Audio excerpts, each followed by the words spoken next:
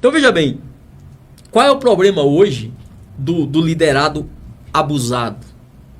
Nós vivemos numa sociedade totalmente rebelde. Ninguém obedece nada. Ninguém respeita autoridade nenhuma. Você quer ver dentro da família. A figura do pai, a figura da mãe. Aí você traz isso para o contexto da igreja. Do mesmo jeito. O que as pessoas querem na igreja?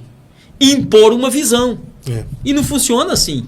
Porque uma visão dentro de outra visão gera divisão. Confusão. Não tem como. Mas até onde tem que haver essa submissão? Até porque tem líderes que exigem uma submissão cega dos seus liderados, né? Depende do que você chama de submissão cega. Eu vou te dar um exemplo. Se um líder está liderando uma igreja, seja lá aonde for, ok? Você é obreiro desse pastor. Esse pastor tem uma visão de trabalho. Aí você tem outra. Retire a tua. Você não é o líder, meu irmão. E se você está aqui, você vai trabalhar dentro da visão do pastor. Então, digamos, o pastor diz assim, Fábio, você vai trabalhar aqui um culto de quinta-feira, vai. Nesse culto você vai trabalhar assim, Fábio, a liturgia do culto vai ser essa. Não, pastor, mas eu estou sentindo de fazer diferente. Mas que sentimento é esse? Contrário à visão do seu líder. Aí você pergunta para mim, pastor Edi, mas quer dizer então que o liderado não pode ter visão? Deus não pode dar nada para o liderado? Nem só pode, como dá e como deve ter. A questão é que eu posso ter a visão. O que eu não posso é impor a minha visão. Você quer ver um exemplo? Eliseu está pastoreando a escola de profeta. A Bíblia diz que partiu dos moços, não partiu dele, partiu do liderado. O quê? A necessidade de aumentar a congregação. Agora a pergunta foi, saíram quebrando parede para depois falar? Ou foram lá e comunicaram a visão? Comunicaram a visão. O lugar que nós habitamos é estreito. O senhor permite a gente ir? Olha, a gente já sabe onde tem madeira. Até quem não tinha ferramenta tomou um emprestado. Todo mundo está disposto. Porém, nós queremos saber se podemos ir. Irmão, você acha que isso é difícil, Fábio? É lógico que é. Por quê? Porque a soberba e a arrogância está no coração do ser humano. A síndrome de Lúcifer, de querer ser igual.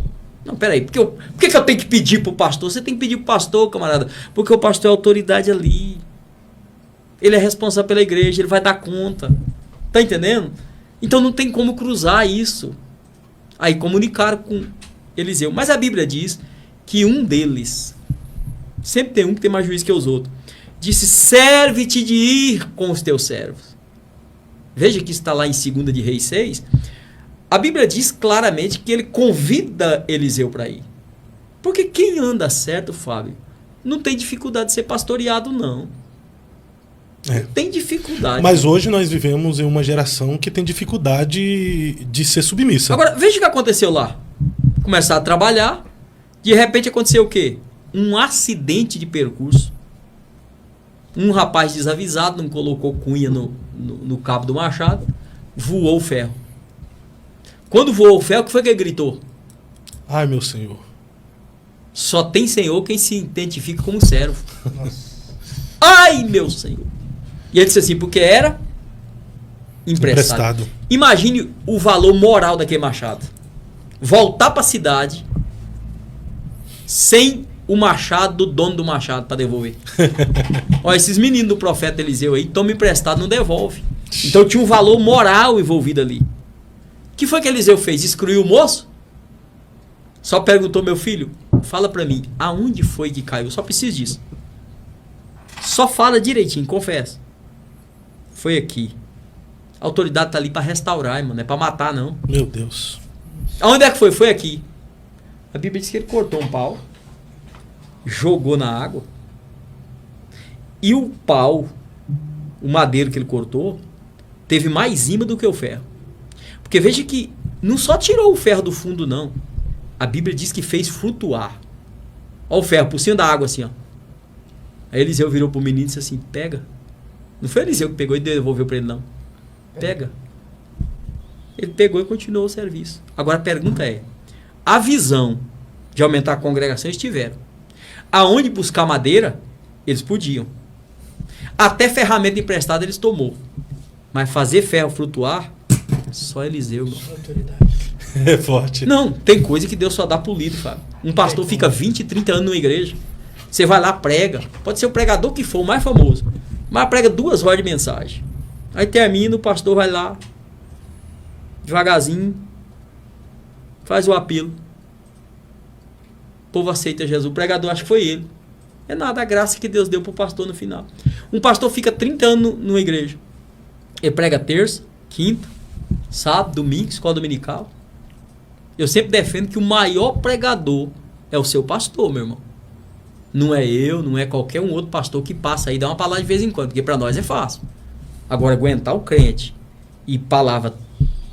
Como ela vai lá, canta o hino, aí ele chega no outro culto, ninguém nem pediu, a maioria deles. Fala, a pedido eu vou cantar aquilo. Agora, alguém já falou para você assim, a pedido eu vou pregar aquela mensagem? Não tem como, né? É verdade. Não tem como. Então isso é ser autoridade, isso é ser pastor, irmão. Essa geração tem dificuldade em ser submissa, pastor? Muita. Primeiro, por falta de ensinamento. Segundo, pelo aquele quesito que você falou, irmão. Eu trato nesse livro aqui, ó, arbitrariedade de muitos líderes. Hoje existe um negócio chamado honra, Fábio, que é muito mal interpretado. Não, porque o líder tem que ser honrado. Porque o pastor tem que ser honrado. Lógico que tem.